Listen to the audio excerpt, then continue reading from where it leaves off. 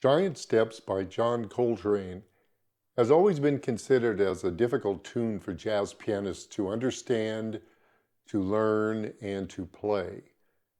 Of course, adding to the complexity is that the tune is usually played very, very fast. I think what we really need as pianists is a simple, step-by-step approach to studying and practicing the tune. In that way, we'll develop the tune into our subconscious so that we can play it freely. Once the tune is totally subconscious, we should be able to improvise on it. So let's take a look at a basic understanding of giant steps. There are many analyses of giant steps, but here is the bottom line. Let's get a basic understanding of giant steps. It actually is pretty easy. Giant Steps is a 16-bar tune. And John Coltrane created a tune based on major thirds. Sometimes the major thirds go up, sometimes they go down. But all you really have to understand is that it's based on major thirds. When working on a new tune, I recommend that you create a chord chart of the tune. This allows you to work more creatively in the tune, to think about it deeply. Here are some things that you can include in your chord chart. You can have a bass line. You can have the chords in closed positions and all their inversions. You can have the melody. You can have the chord names. You can have all the scales for every chord. You can also include any analysis that you'd like to remember later on and to think about. Once you have your chord chart, then you can really start working on your tune.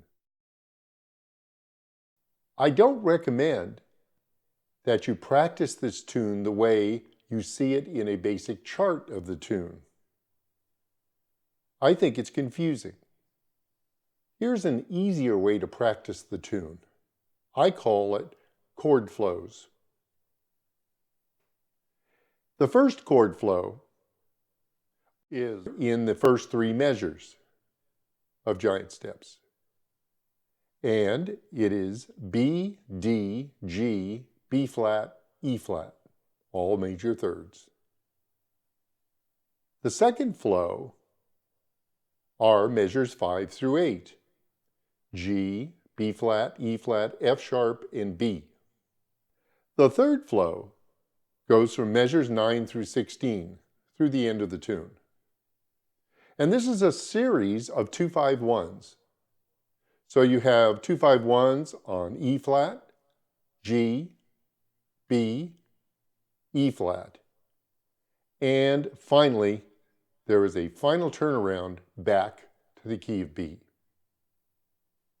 So I recommend take each of these flows and study them over and over and over until it's totally in your subconscious. For instance, you can say out loud, B, D, G, B flat, E flat. That's the first flow. B, D, G, B flat, E flat. And say it over and over and over until it's just stuck in your brain. You could also play that with the left hand. B, D, G, B flat, E flat.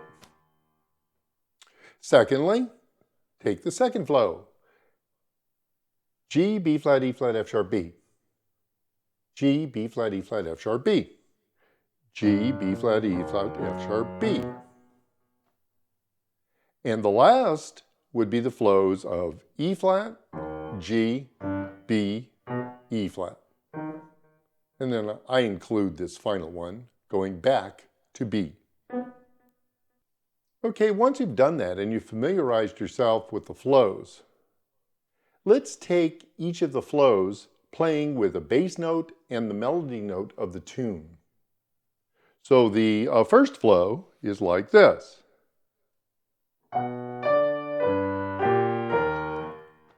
And you could do that over and over.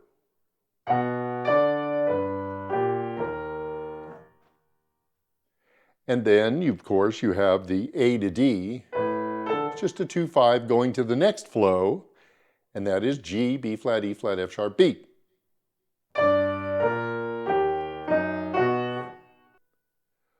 Once you've done that, you start a series of 2-5-1s going from E flat, then to G, then to B, then to E flat, and finally going to B.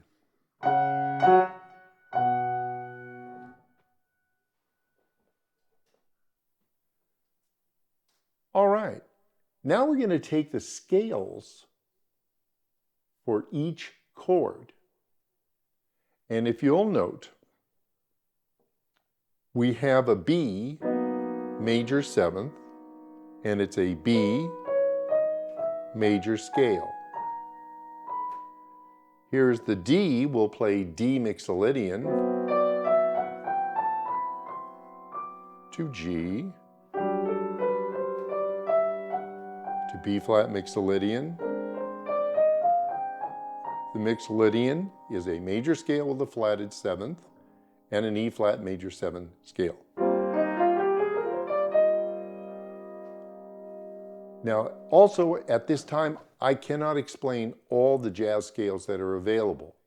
But what I am suggesting is that if you have a book of scales, if you've studied scales, it's very important that you practice scales for every chord in this tune. That's going to enable you to play the tune. You'll see when we start soloing. Once you've done that, let's take the closed position chords of the left hand and practice them over and over and over for each flow. So we'll start with B major 7th. This is an inversion of B major 7th. Here's the original chord in the original root position. And then you have, of course, all the inversions. So I don't recommend playing the root position, but I do recommend playing all the other inversions in B major 7th. Okay? Now we have a D7, and for this, I'm using a D7 9-13. Okay, here's our D7. Here, if I had a bass note, it would be D. Here's the 3rd, the flat 7, the 9, and the 13th. Okay?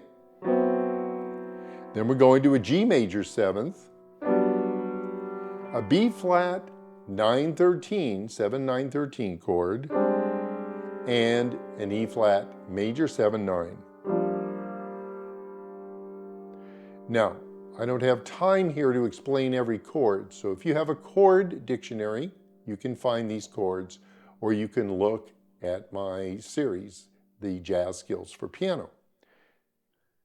Now we're going to play a 2-5 taking us to the second flow.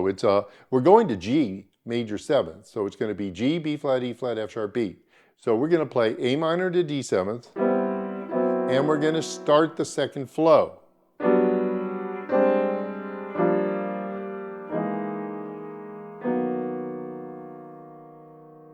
All right, now we're going to play a 2-5-1 in E flat, 2-5-1 in G,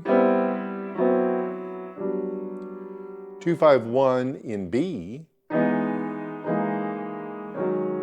and a 2-5-1 in E flat. And finally the 2-5 going to B. So you need to play that over and over and over until your left hand knows these closed position chords through the tune. And I do it from flow to flow.